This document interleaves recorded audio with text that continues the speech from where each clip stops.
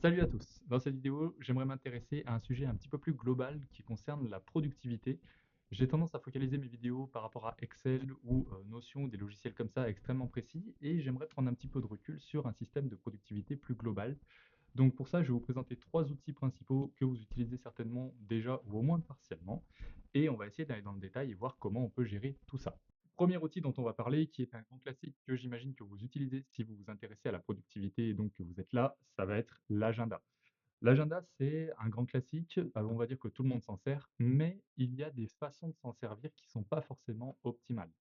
Qu'est-ce que je veux dire par là? Un agenda, en fait, c'est prévu pour retenir uniquement, pour référencer uniquement les événements, les réunions, et en fait, c'est tout ce qui est borné par un début, une fin, de sorte en fait à ne pas être pollué par toute la masse d'informations que vous pourriez avoir. Je vous donne un exemple très simple. Si vous avez des choses à faire à un moment donné ou quelque chose à faire pour une échéance, par exemple, et bien, si vous mettez tout dans votre agenda, au moment où va arriver cette échéance ou cette tâche à faire, vous risquez d'avoir simplement à la décaler et vous risquez de faire ça pour énormément de tâches. En fait, votre agenda n'est pas un système de gestion de tâches. Un agenda, c'est quelque chose qui doit contenir uniquement les réunions et les prestations. Si vous êtes par exemple freelance et que vous avez des prestations qui sont bloquées dans le temps, ça doit uniquement contenir en fait ce que vous ne pouvez pas négocier en termes de temps. Voilà, donc c'est la première partie pour l'agenda qui est le standard.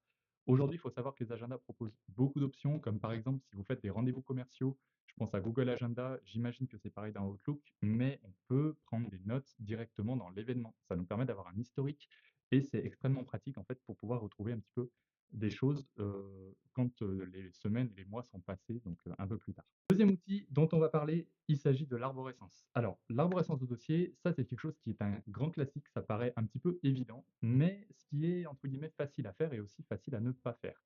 Et le fait de ne pas avoir d'arborescence de dossier peut vous générer énormément de pertes de recherche, de pertes de temps surtout. Une mesure avait été faite par rapport à des gens qui travaillent dans des bureaux, comme quoi 7h30 par semaine seraient perdues à uniquement rechercher des éléments sans les trouver, ce qui fait une journée de travail par semaine perdue. Donc, pensez à bien structurer une arborescence par rapport à votre format d'affaires ou par rapport à votre activité. Si vous êtes étudiant, excusez-moi, ça peut être par rapport à vos matières, par exemple, et dans vos matières par rapport aux cours, aux TD et toutes ces choses-là. L'arborescence, c'est vraiment un grand classique. On perd énormément de temps à rechercher dans ces documents des éléments et en fait, tous ces petits temps-là cumulés, eh ben, à la fin, coûtent extrêmement cher quand on fait le bilan, on va dire, à la fin de l'année.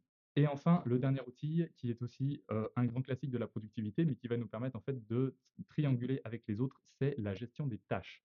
Alors, qu'est-ce qu'on va renseigner dans cette gestion des tâches? Eh bien, tout ce qu'on ne met pas dans l'agenda, c'est-à-dire tout ce qu'on doit faire, mais qui est flexible d'un point de vue du temps.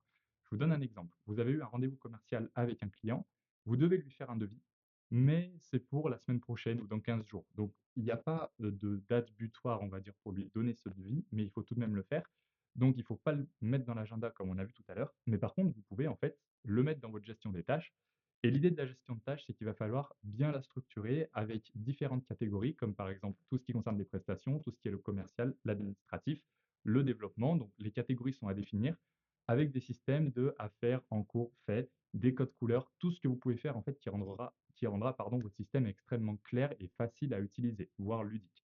Ce sera vraiment le point de base de votre système de productivité complet et ça vous permettra en fait d'avoir vraiment une vision globale tableau de bord sur, sur votre activité. Pardon.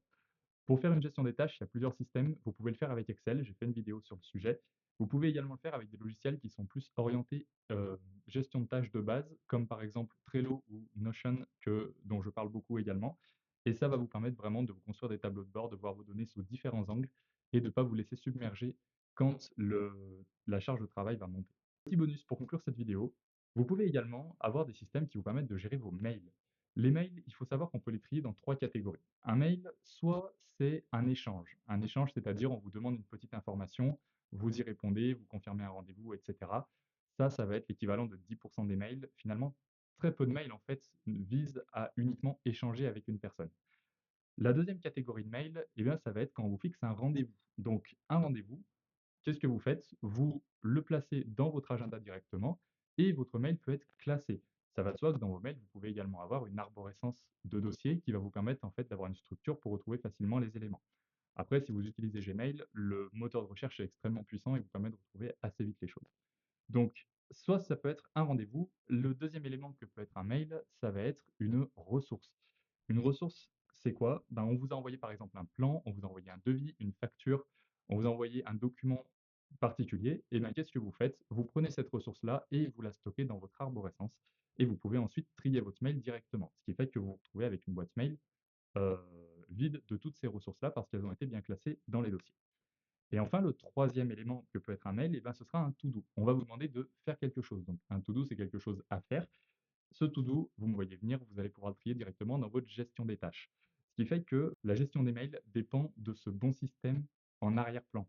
C'est-à-dire que si vous avez un système de gestion de vos données, que ce soit vos rendez-vous ou vos dossiers ou vos tâches, et ben, vos mails vont se trier un petit peu automatiquement dans ces différents outils et ça va vous permettre d'avoir une gestion globale. L'objectif avec les mails, il est assez clair, avoir une boîte mail vide tous les soirs. Donc c'est quelque chose qui est extrêmement difficile à atteindre, surtout quand on s'est laissé déborder depuis des mois, voire des années. Mais il faut savoir que c'est totalement possible si on arrive à être rigoureux par rapport à ces outils-là. Et en fait, le temps de tenir ces outils sera rentabilisé 1000 fois par rapport au temps gagné, au temps que vous arrêtez de perdre, surtout en fait au quotidien.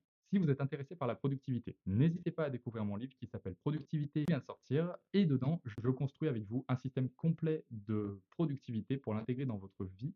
L'objectif étant bien sûr de se libérer du temps pour la vie ensuite personnelle et de partir, on va dire, serein le week-end. Vous pouvez découvrir ça, disponible sur Amazon aujourd'hui. Je vous remercie d'avoir suivi cette vidéo et à bientôt.